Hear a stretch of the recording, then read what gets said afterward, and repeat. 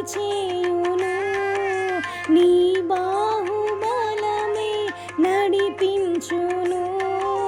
నా స్థితులన్నిటినీ సరిచేయును. కృప చూపువాడవయా, నీ పిల్లలకు కృప చూపువాడవయా.